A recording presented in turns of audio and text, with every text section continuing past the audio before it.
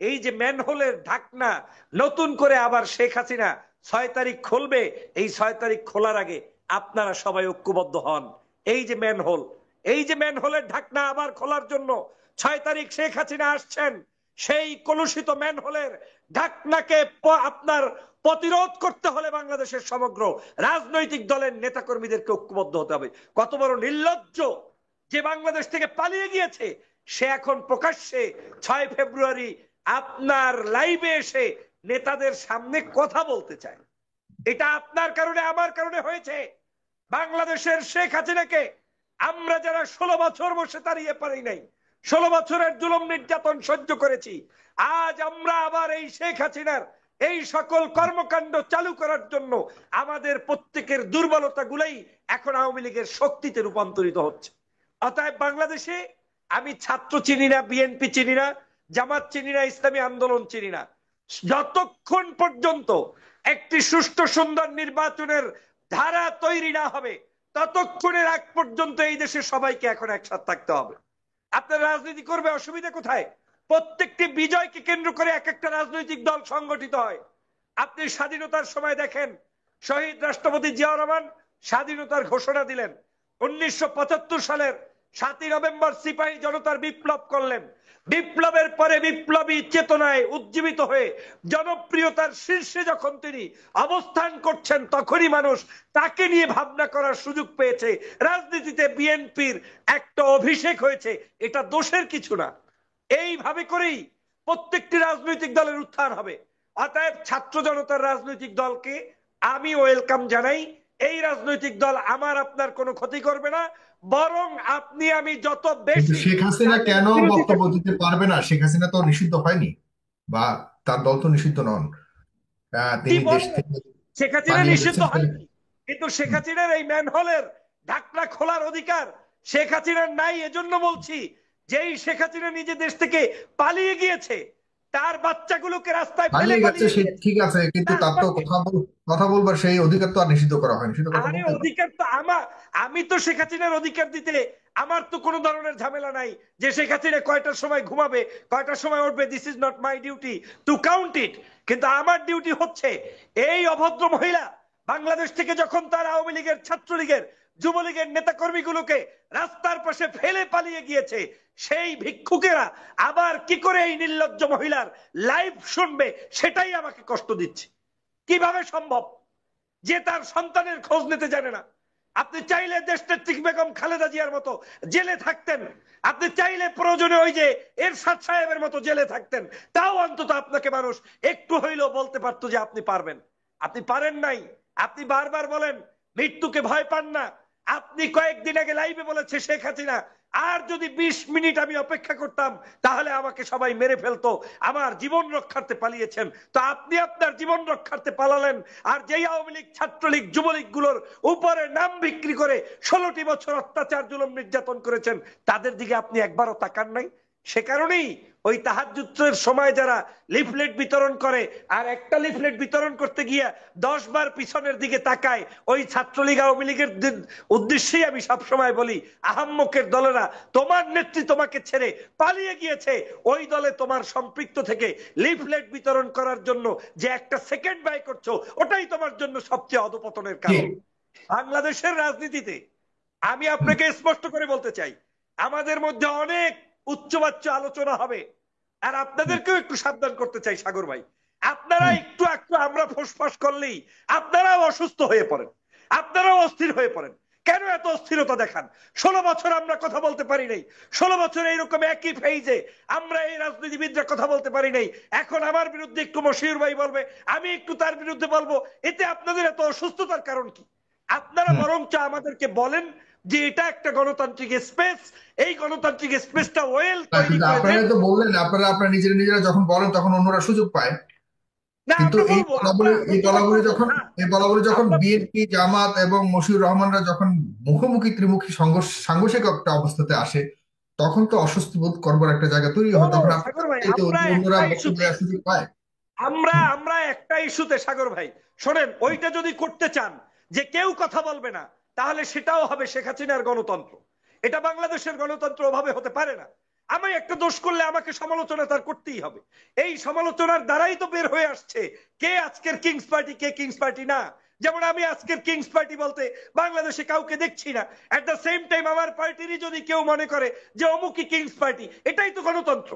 আমার দলের 31 দফার মধ্যে 6 বা 7 নম্বর দফা আছে, যেই দফার মধ্যে বর্ণনা করা হয়েছে যে বিএনপি যদি ক্ষমতায় যায় শুধুমাত্র রাষ্ট্র ক্ষমতা থেকে পতন করানো ইস্যু ছাড়া বাকি সবগুলো ইস্যুতে একজন মেম্বার অফ পার্লামেন্ট তার দলের প্রত্যেকের বিরুদ্ধে সমালোচনা করার অধিকার রাখে। অতএব সেই জায়গা থেকেই, সেই শক্তি থেকেই আমি আমার দলের কোনো ব্যক্তিও যদি অন্যায় আচরণ করে আমি প্রতিবাদ করতে প্রস্তুত আছি। কেউ যদি না মানে বুঝতে হবে ওই লোক গণতন্ত্র করে না, ওই লোক রাজনীতি বুঝে না, ওই লোক বাস্তবতা মেনে নেয় না। আমার শেখ হাসিনার ইস্যুতে, সাগর ভাই আপনাকে একটা স্পষ্ট করি, শেখ হাসিনার ইস্যুতে আমি গত টকশোতেও আপনাকে বলেছিলাম যে বাংলাদেশের জনগণের চান্দা উঠিয়ে শেখ হাসিনাকে বেতন দেওয়া উচিত মাঝে মাঝে। শুধু মাঝে মাঝে উনি একটু আমাদের এই হুঙ্কার টুঙ্কার দিবে আর ওই রাতের বেলা আসবে 0.30 লক্ষ লোক নিয়ে আসবে, দেখেন বাংলার জনগণ কি করে। বাংলাদেশের জনগণ ঐক্যবদ্ধ একটা ইস্যুতে, শেখ হাসিনা ইস্যুতে। এদেশে একটা আওয়ামী লীগকেও, ওই খুনি কাউকে এদেশের জনগণ প্রশ্রয় দেবে না। সেটা আমাদের টেস্ট কেস ওভার হয়ে গেছে। 0 পয়েন্টে আমরা দেখেছি 30 লক্ষ লোক আনতে গিয়ে কয় টাকার লোক এনেছে। আমরা দেখেছি 18 তারিখ হরতাল পালন করতে গিয়ে কয়জনে হরতাল পালন করেছে। আমরা দেখেছি লিফলেট বিতরণ করতে গিয়ে কোথায় কোথায় লিফলেট করেছে। মিছিল করতে গিয়ে তাহাজ্জুদের সময় কিভাবে মিছিল করছে এটা আমরা দেখছি। হ্যাঁ, তবে এটা এনাফ না, আমাদেরকে আরো অ্যালার্ম থাকতে হবে, অ্যালার্ট থাকতে হবে। আমাদেরকে এই ফ্যাসিবাদের বিরুদ্ধে ঐক্যবদ্ধ থাকতে হবে এবং সেটা হতে হবে জাতীয়তাবাদী দল, জামাত ইসলাম, নতুন ছাত্রদের অর্গানাইজেশন কিংবা বর্তমান এক্সিস্টিং যে তাদের কমিটি আছে এদের সহ ছোট বড় সবাইকে নিয়েই শেখ হাসিনার বিরুদ্ধে ঐক্যবদ্ধ থাকবো। কিন্তু রাজনীতিতে আমরা একে অপরের বিরুদ্ধে, সেটা বিরুদ্ধে না, সমালোচনা করব গণতন্ত্র প্রতিষ্ঠার স্বার্থে। কিছুদিন এরকম করলেই দেখবেন জনগণ অ্যাডাপ্ট হয়ে যাবে, বাংলার গণতন্ত্র মুক্তি পাবে, বাংলাদেশের স্বাধীনতা। ধন্যবাদ, ধন্যবাদ আপনাকে। যে কিংস পার্টি, আমি মনে করি বাংলাদেশে কিংস পার্টি বলতে, ব্যক্তিগতভাবে আমি মনে করি কিংস পার্টি বলতে কোনো পার্টি এই মুহূর্তে বাংলাদেশে নাই। নাই এজন্যই নাই, কিংস পার্টি কাকে বলে? যারা কোনো অবদান রাখে না, কর্মপদ্ধতি রাখে না, সমাজের জন্য যার কোনো অবদান নাই, রাষ্ট্রের জন্য অবদান নাই, রাজনীতির জন্য অবদান নাই, এই ধরনের মানুষ হঠাৎ করে গজে ওঠে কিছু যদি করতে চায়, বিশেষ কোনো বেকআপ পেয়ে, সেটার নাম কিংস পার্টি। তো 24-এর গণ আন্দোলন যারা করেছে, বাংলাদেশের বড় বড় সব রাজনৈতিক দল, আমার দল বিএনপি, আরেকজনের দল জামাত ইসলাম, আরেকজনের দল ইসলামী আন্দোলন, এই সকল দলগুলোকে, সব দলগুলোরই পার্টির সভাপতি, আমির, প্রধান, সেক্রেটারি সব ছিল, সবার সামনের সারিতে কে যুদ্ধ করেছে।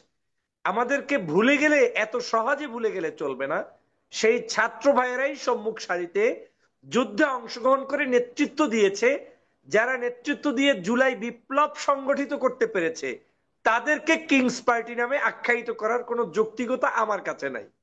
এখন কোনো স্বার্থবাদী নেতার কাছে থাকতে পারে, ব্যক্তিগতভাবে কেউ কারো কোনো স্বার্থ উদ্ধারের জন্য বলতে পারে, কিন্তু বাস্তবতা হচ্ছে যারা জুলাই বিপ্লব করতে পেরেছে তাদের মতো নেতাদেরকে তো আগামী দিনের রাষ্ট্র ক্ষমতায় প্রত্যেকটি রাজনৈতিক দলের ভিতরেই সংস্কার করে তাদেরকে এমপি বানানো উচিত, মন্ত্রী বানানো উচিত, তাদেরকে স্পেস তৈরি করে দেওয়া উচিত। যেই যুবকটা 16 বছর বয়সে সিদ্ধান্ত নিতে পেরেছে শেখ হাসিনার মতো একজন দুর্নীতিবাজকে রাস্তা থেকে তাড়িয়ে দিয়ে গণভবন থেকে আপনার পালাতে বাধ্য করেছে, সে তো আমার চাইতে অনেক বেশি স্মার্ট রাজনীতিবিদ, সে তো আমার চাইতে, আপনার চাইতে অনেক বেশি বিজ্ঞান মনস্ক, আধুনিক মনস্ক এবং রাজনৈতিক সচেতন একজন ছাত্র। অতএব তাকে আমি কিংস পার্টি বলা, তাকে আমি সমরনায়ক বলা, সমন্বয়ক শব্দটাকে ব্যঙ্গিয়ে চেঙ্গিয়ে এই ধরনের শব্দ চয়নগুলোর সাথে আমি ব্যক্তিগতভাবে ঘোর বিরোধী। সেটা যদি আমারও কোনো ব্যক্তি করে কিংবা আমার দল বা জামাতেরও যদি কেউ করে তারও আমি ঘোর বিরোধী। মানুষ দোষে গুণে মানুষ, বাংলাদেশের একজন মানুষও আমি সহ কেউ ফেরেস্তা দাবি করতে পারবে না, এবং রাজনীতিতে কলুষিত মুক্ত কোন মানুষ আপনি একজনও বের করতে পারবেন না। বলতে পারেন উনি খুব সম্মানিত, যেমন দেশনেত্রী বেগম খালেদা জিয়া, নো ডাউট বাংলাদেশের প্রত্যেকটি প্রান্তে প্রত্যেকটি রাজনৈতিক সংগঠনের নেতারা যাকে নির্দ্বিধায় সম্মান করে, স্যালুট করে, শ্রদ্ধা করে, ভালোবাসে, সেটা কিন্তু দলমতের ঊর্ধ্বে উঠে করে। কেন? কারণ তিনি সেটা দেখাতে পেরেছেন। দেশপ্রেম কাহাকে বলে? খালেদা জিয়ার কাছ থেকে বাংলার জনগণের শেখার আছে। একজন সন্তান হারা, একজন আপনার স্বামী হারা, তারপরে আপনার কি বলে পরিবার থেকে বিচ্যুত, চিকিৎসা অবহেলা, তারপরে বাড়ি থেকে পর্যন্ত ক্যান্টনমেন্ট থেকে বের করে দেয়া, জেলের মধ্যে বিনা বিচারে অন্যায় ভাবে এতদিন রাখা, তার নাম আপসহীন দেশনেত্রী বেগম খালেদা জিয়া। তার মুখ থেকে ছাত্রদের জন্য প্রথম যে একটা ভাষণ ছিল 4 মিনিটের, যেই সমাবেশ নিয়ে বিতর্ক ছিল, ওই বিতর্কিত সেই সমাবেশে খালেদা জিয়ার 4 মিনিটের বক্তব্যে একটাবার বলেন নাই যে ছাত্রদল, ছাত্র শিবির কিংবা আপনার বিএনপি কিংবা যুব দলের নেতৃত্বে হয়েছে। তিনি কৃতজ্ঞতা দেখিয়েছেন ছাত্রদের প্রতি। এই কৃতজ্ঞতার মাধ্যমেই আমার কাছে আপনার কাছে কিন্তু ক্লিয়ার মেসেজ আছে, সেটা হচ্ছে এদেশের এই ছাত্র সমাজকে অ্যাকনলেজ করতে জেনেছেন তিনি। আমি তারেক রহমান সাহেবকেও ধন্যবাদ জানাই, উনিও অ্যাকনলেজ করে এই গত 2 দিন আগের বক্তব্যে বলেছেন দল আসুক, নতুন নতুন দল থাকবে, তাদেরকে আমরা ওয়েলকাম জানাবো। এটা রাজনৈতিক পরিভাষা।